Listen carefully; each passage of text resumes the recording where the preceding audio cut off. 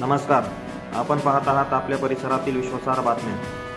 धारूर तालुक्यातील नागरिकांसाठी अत्यंत महत्त्वाची आणि दिलासादायक बातमी समोर आली आहे. धारूर घाट आता धोकादायक राहणार नाही, कारण तब्बल 330 कोटी रुपयांचा मोठा विकास आराखडा तयार करण्यात आला आहे. अनेक वर्षापासून धारूर घाटातील तीव्र वळणे, अरुंद रस्ता आणि अपुरी सुरक्षा व्यवस्था यामुळे वारंवार अपघात घडत होते.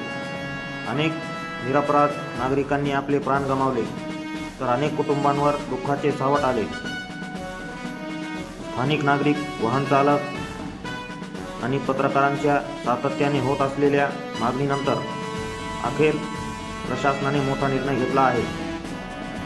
जिल्हाधिकारी विवेक जॉन्सन यांच्या अध्यक्षतेखाली झालेल्या आढावा बैठकीत धारूर घाट सुरक्षित आणि सरळ करण्याचा ऐतिहासिक निर्णय घेण्यात आला. या महत्त्वाकांक्षी योजनेअंतर्गत घाटातील धोकादायक वळणे कमी करण्यात येणार आहे. रस्ता रुंदीकरण, मजबूत सुरक्षा भिंत, आधुनिक ब्रेकिंग झोन तसेच अपघात टाळण्यासाठी आवश्यक सर्व सुविधा उभारल्या जाणार आहेत.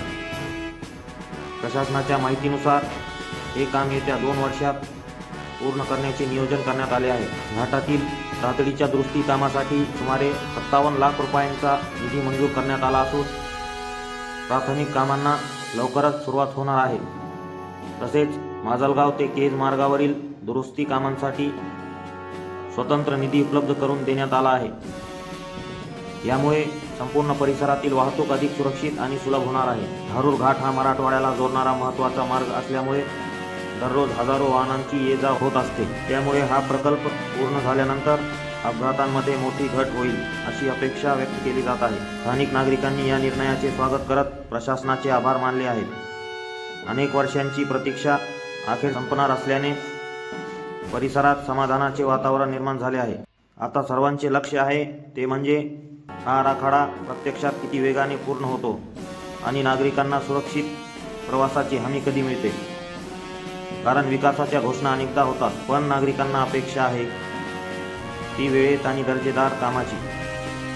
धारूर घाट सुरक्षित करण्याचा हा निर्णय भविष्यात अनेक जीव वाचवणारा ठरणार आहे, यात शंका नाही. अशाच ताज्या आणि विश्वासार्ह आणि निर्भीड बातम्यांसाठी आमच्या सोबत राहा. मी असलम शेख. आपण पाहत होतात DSM न्यूज नेटवर्क. धन्यवाद.